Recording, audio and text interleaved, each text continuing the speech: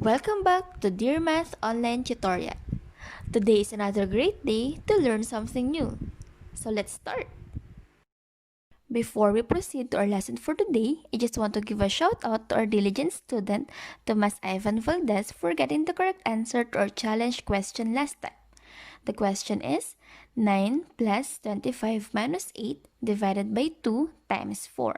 And the correct answer is 43. You did a good job. Keep it up. Our topic for today is about greatest common factor. Our objective for today's lesson is to find the greatest common factor or the GCF of numbers using continuous division. What do we mean by greatest common factor? Coming from the name itself, greatest that can also mean highest, and common that can be described as same. That means it is the highest factor that is same in both numbers. Or it can also be defined as the highest number that divides two or more numbers. Let's dig more about that by having this quick review.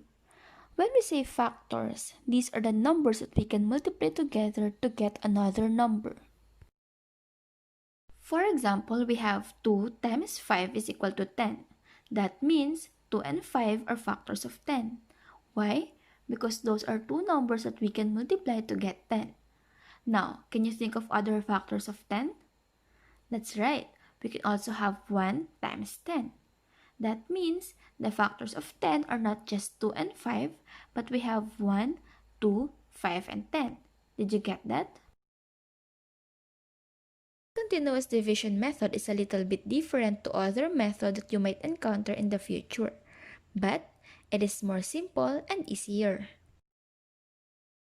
How to use this method? We will just follow the steps on how to do the division.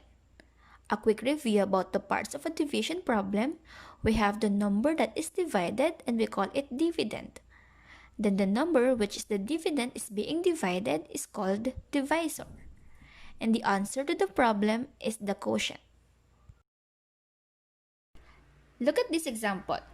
Let's try to find out the GCF of 2 and 20. First step is to divide them. The bigger number will serve as a dividend, and the smaller is the divisor. So this is how it looks like. 20 divided by 12 is 1. Then second step is to multiply. 1 times 12 is 12, followed by subtract. 20 minus 12 gives us 8. Now, since it's a continuous division, we will continuously divide it until we reach the difference of 0. This time, the difference, which is 8, will now serve as the divisor, and the divisor 12 will now become the dividend. Did you see what happened there? Again, repeat the process. Divide 12 by 8 and the answer is 1. Then multiply 1 and 8 will give us 8. Next is subtract. The answer is 4. Again, since it is still not 0, we will repeat the process. The divisor now is 4 and the dividend is 8. 8 divided by 4 is equals to 2. Then multiply 2 and 4. The answer is 8. 8 minus 8 will give you 0. And since we already reached the 0, we can now stop. But what is the GCF here? The last divisor is the greatest common factor. In this example, the GCF of 12 and 20 is 4. Did you understand that? It's your turn. You can pause the video and get a pen and paper. Find the GCF of 32 and 40 using continuous division. Now, let's answer. 40 divided by 32 is 1. 1 times 32 is 32. 40 minus 32 will give you 8. Since it's not a 0, we have to continuously divide it. 32 divided by 8, that is 4. 4 times 8, that is 32. 32 minus 32, that will give us 0. That means the last divisor, which is 8, is the greatest common factor. Why do you think we need to learn this? Getting the GCF is used in simplifying fractions or getting the lowest term. And also, when you are trying to make equal arrangement between two different numbers, GCF is very helpful. We're just about done with our lesson for today. So let's see what we've learned today. We talk about the greatest common factor, wherein it is the greatest factor that can be found in both numbers.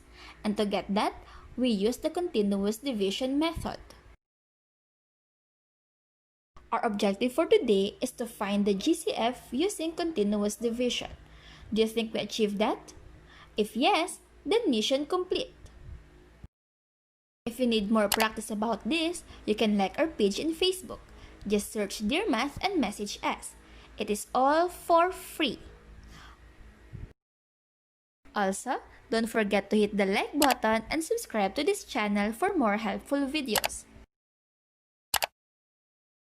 To end this video, I leave you a challenge which is also the application of GCF in real life. Kim is completing an art project. She has two pieces of colored paper. The first piece is 16 centimeters wide, and the second piece is 24 centimeters wide. Kim wants to cut the paper into strips that are equal in width as possible. How wide should Kim cut each strip? Comment on your answer and we will give you a shout out if you got it right. That's all for today. Goodbye and thank you!